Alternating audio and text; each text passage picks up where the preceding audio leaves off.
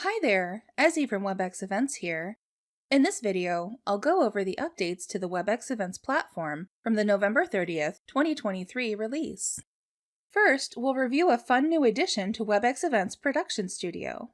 You can now upload GIFs to use as logos, backgrounds, and images.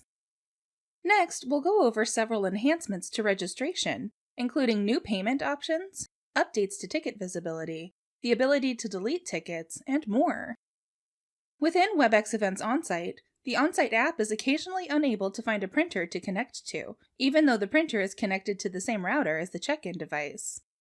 To combat this issue, we've added the ability to add a printer manually by IP address. We've also introduced a new setting in the Onsite app that prevents the iPad from locking automatically. Finally, we'll cover some new functionality.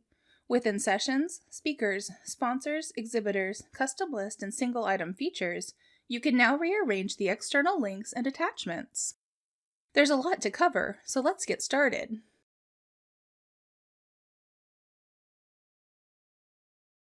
Branding plays a crucial role in live streams. Logos, backgrounds, and images are all chances to showcase sponsors and place your brand front and center. With this release, we're adding a more dynamic option. You can now upload GIFs in the studio's file uploader.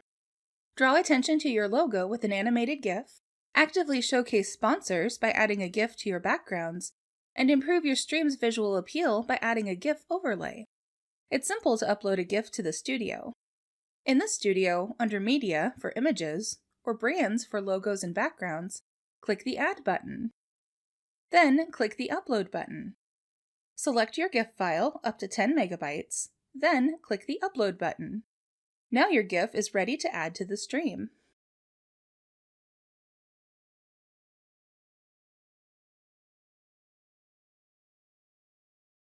With this release, we've made multiple quality of life updates to the tickets within registration. Let's go over these changes. First, we've added a setting that lets you automatically hide tickets that are not available for sale. Previously, you could close ticket sales by specifying a close date or maximum quantity for each ticket. However, those tickets still displayed on the registration page, even when they were sold out or past the close date. With the new setting, you can choose to automatically hide these tickets, creating a cleaner, simpler registration experience for attendees. Under Registration in the navigation bar, select Tickets, then click the New Ticket button to create a new ticket, or select a ticket from the list to update an existing ticket. Click to expand the Advanced Settings section.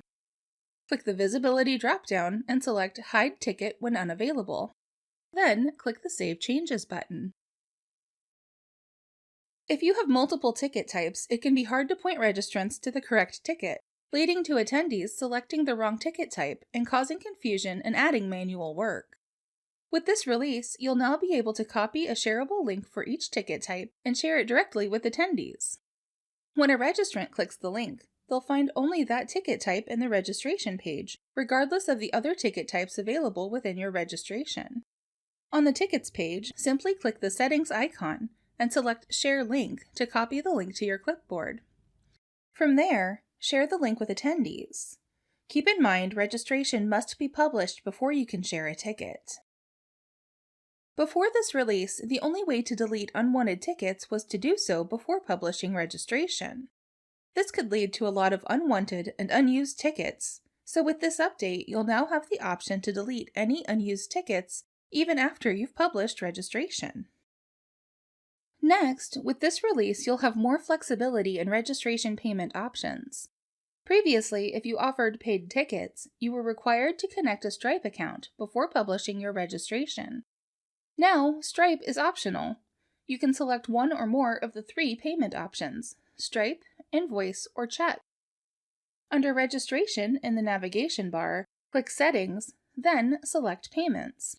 Link or unlink Stripe and toggle the Invoice and Check options on as needed. Don't forget to click the Publish Changes button when you're done. Within registration, registrants can specify they're registering on behalf of someone else, which is really useful. However, many events, like virtual and internal events, won't likely find someone registering on behalf of someone else. So with this release, we're giving you the ability to hide the Reserve for Someone Else option. Under Registration in the navigation bar, click Settings, then select General. Toggle to enable or disable the Accept Purchaser information. We've also added a new filtering option on the Orders page. You can now filter orders by ticket name. Within Registration on the Orders page, click the Filter dropdown and scroll down to find and sort by ticket name.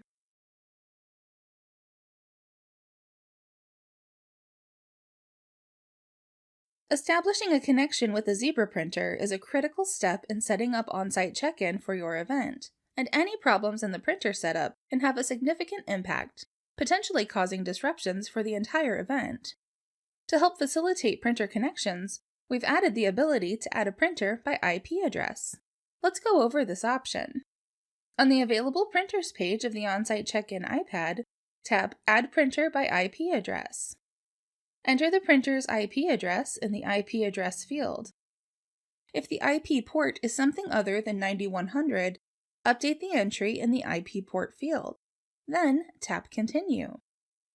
Once the printer is connected, continue by entering the printer location and tapping Complete Setup.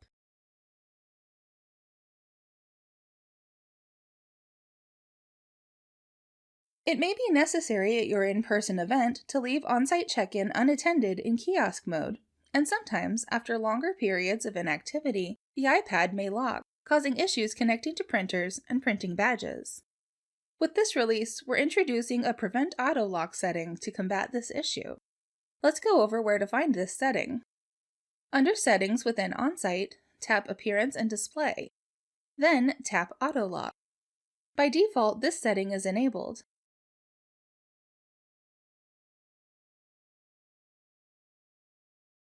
Previously, the order in which you uploaded external links and attachments in Sessions, Speakers, Sponsors, Exhibitors, Custom List, and Single Item features was the order they always displayed. To make changes, you had to delete items and re-upload them in the desired order. With this release, we're introducing drag and drop functionality for external links and attachments. Within the External Links or Attachments section of a session, speaker, sponsor, or exhibitor profile, or custom list item, simply click the 6 dots icon to the right of the item and drag it up or down to change the order. Don't forget to click the Save Changes button when you're done.